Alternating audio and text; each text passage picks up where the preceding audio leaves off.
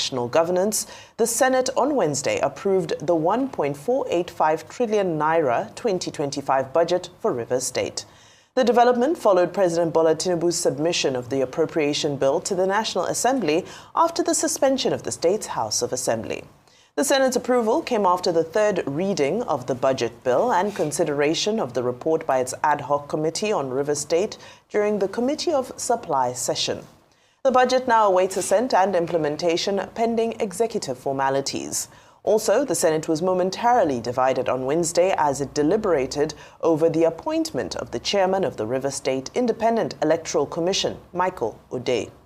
Trouble started after Senator Abdul Ningi raised concerns about the propriety or otherwise to appoint a non-indigene into the position to oversee the affairs of the state electoral body. Ningi's observation was quickly supported by Senator Ali Ndume, who warned against undermining the constitution. His argument was overruled after the chairman of the Senate Ad Hoc Committee, Okweyemi Bamidele, defended his committee action, which recommended the appointment of Michael Odey. Mr. Chairman, why I'm making this, let it be on record that myself, Senator Abdul Ningi, objects and observe that if this thing becomes the norm, it is not going to do well going forward. Because I've been to Rivers State almost 40 years ago, and I know the quality of people in Rivers State. I do not see any logical reason why a Rivers man will not chair this electoral commission. Let it be on record that I, Senator Mohammed Ali Ndume, I'm not against the appointment of whoever you recommended, but under the current circumstance and the fact that if today you want to interview 100 or even 1,000 qualified people for this position from Rivers, you will get it to choose from.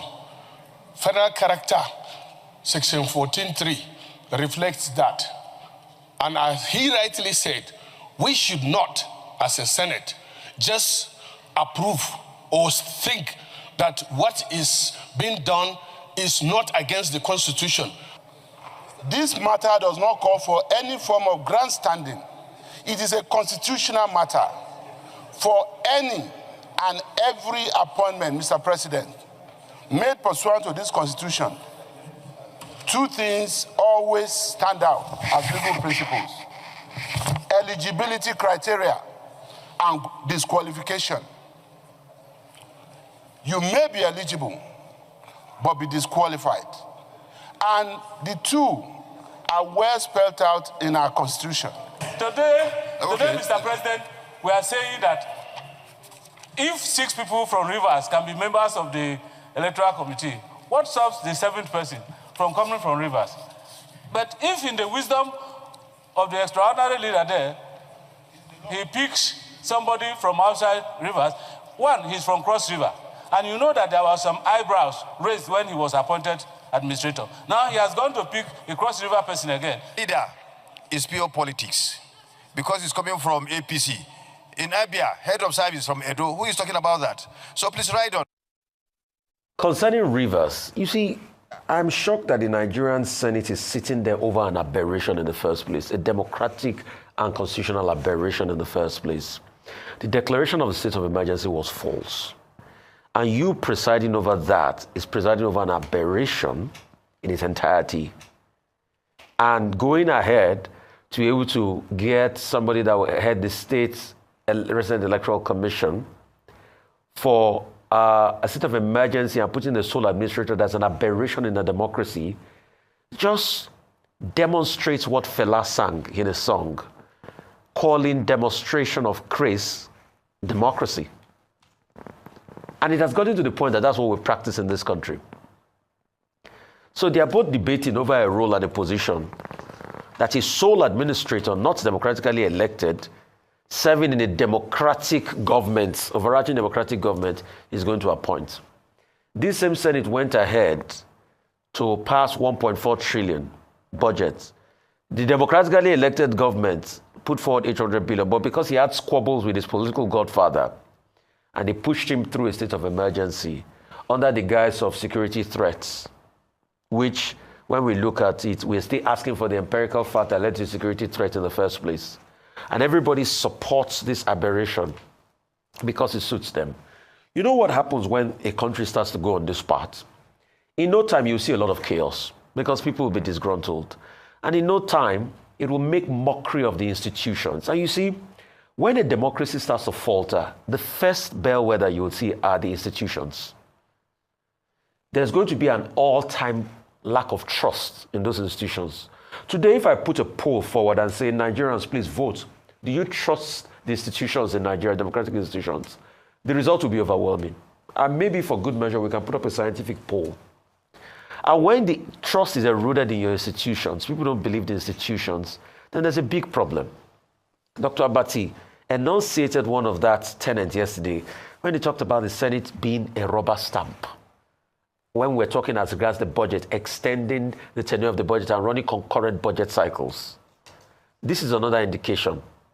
The Senate went ahead, did not even take empirical lettered votes. They took voice votes over a matter of national emergency, like a declaration of state of emergency.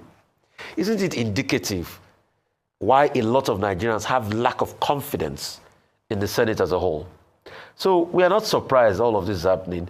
And you see, it's only but for a matter of time. Once the institutions suffer lack of trust, the people stop trusting the institutions, then the decay goes further. Then hegemons start to take over. So it's now always a government of the strongest, the biggest, the man that can circumvent you already. He's had to destroy the institutions. And that's what Nigeria has become today. And when that happens, it's no longer a democracy. It becomes a government of kleptocrats. It becomes the government of what I call bullycracy, government of the bullies. And that's what happens. So it will be on record that we said it while it's happening in the Nigerian case. And for those that support the perpetration of this evil, it will be on record that we said it because it will come back to haunt all of us. The president signing those tax bills into law, like I said, that bill is a living document, but I'm happy. And even if I criticize it, I will commend them as regards that tax bill because we did bring forward a lot of scrutiny when it comes to that tax bill and we looked at it. But there are still many things we'll need to look at because it's a living document. I yield the floor because of time. Okay, where do I start from? Let me start with Rivers. The big argument here is that the budget has been approved, 1.4 trillion for the government, the sole administratorship of Ibok Ete Ibas, who is from Cross River State, and that to oversee the proposed local government elections in River State, you have someone from Cross River State, where Ibok Ete Ibas also hails from. So at the heart of the argument is about indigenship and qualification. Now, let us say that indigenship settler politics has always been a problem in this country. However, the Nigerian Constitution recognizes the fact that you can live anywhere in the country. You can be part of any part of the country. Now, one of the persons on the floor of the Senate was quoting federal character. But there is nowhere in the enabling laws, either in the Constitution or in the Electoral Act 2022, which is the operative law, where it is stated that the chairperson of a River State or a state independent electoral commission must come from that particular state. Second, it's a 7-member panel that has been appointed to oversee elections in River State. Now, out of those 7, 6 come from River State. Only one person, Ode, is from Cross River State. And maybe the concern is about the fact that, he's from the same place with the sole administrator, and maybe, that would be, that is political, and, the outcome may be predetermined. But in terms of the provisions of the law, there is no such thing that a person who has been found suitable by the relevant authorities cannot organize elections in any part of Nigeria. And we have precedents of persons who are not from a particular state who have been posted to other states to go and conduct elections, whether national or state. However, the main issue is about even the validity of the idea of state, of the declaration of emergency. We had argued on this table that, look, the Constitution does not give the President of Nigeria the powers, even when he can declare a state of emergency, when there is war, and when there is a request from the state, and when there is an imminent breakdown of law and order in any part of Nigeria. Under those circumstances, the President of Nigeria can then declare a state of emergency without necessarily upturning, removing democratic structures. The minus in the declaration of a state of emergency in Rivers is that the President unilaterally, even without recourse to the National Assembly, upturned the democratic order in that state. To that extent, there's a principle in law, est nihilo nihili fit. It says, from out of nothing comes nothing. If you have emplaced an illegality, an unconstitutional framework or regime, then of course everything that comes out of that ipso facto cannot stand on anything. So that's the whole principle of ex nihilo nihil fit. So some people can argue from that area. But this is not about legalese. What is happening in Rivers State is about ensuring peace and ensuring benefit for the people of Rivers State and ensuring that they are not shortchanged. Section 11 of the same 1999 operative constitution, as amended, gives powers to the National Assembly to make laws for the Federation and any part thereof, consistent with the clause about where there is a breakdown of law and order, a request in any part of country or any part of the country is at war. These are the contradictions that have been played up. But in any case, we'll see how it is resolved. The way to resolve it is to resolve it in the interest of the people of Rivers State who need their democracy restored, not a regime of illegality and unconstitutionality imposed on them, without prejudice to the kind of arguments that some other people have been trying to put up for political reasons. And we hope that all of this is not political, about some people trying to retain control over Rivers State. But I will leave that part as we watch developments. Two, I have other issues to comment on. Tax. The President of Nigeria, we're told, is going to assent his signature, append his signature, and assent to the 4 bills that we have been talking about, tax bills, Joint Revenue Board Establishment Bill, Nigeria Tax Bill, Revenue Service Bill, Tax Administration Bill, 4 of them. Now, these bills, they are long overdue. I have argued on this platform that, yes, it's good for us to have a framework around tax administration in Nigeria. And the Taiwo Oyedele Committee, I think this is a major triumph for Taiwo Oyedele's Committee on Taxation and Fiscal Policy because of the controversial nature. When the President assents to those 4 bills today, we will have made progress. And that committee can, beat its chest and say, oh, we have done well for Nigeria. At least we have concluded our assignment. The framework will be useful because before now, the tax administration framework of Nigeria was haphazard.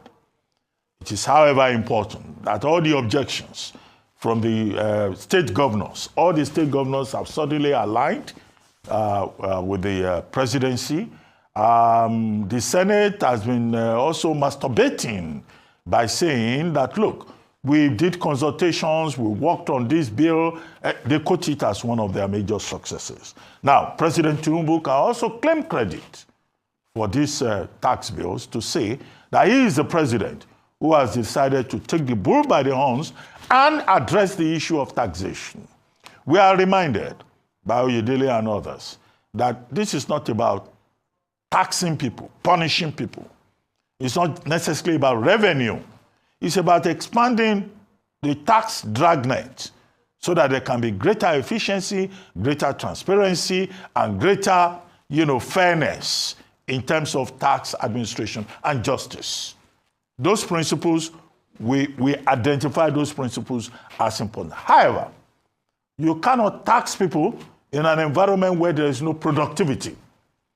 The major challenge that President Tinubu faces is productivity, ensuring productivity, because it's when people are productive, when industry is productive, that you have things to tax and you will have benefits for states, local governments, and the federal government. But in terms of the framework, I think it's a step forward. And if the framework does not work, then we can review the laws. Laws are living objects, you know, Appropriation Act, the tax bill, even the Petroleum Industry Act. The National Assembly is talking about looking at certain aspects of it. So within 6 months, 9 months, 12 months, we'll see whether these tax bills will work. If they don't work, we'll take another look at them.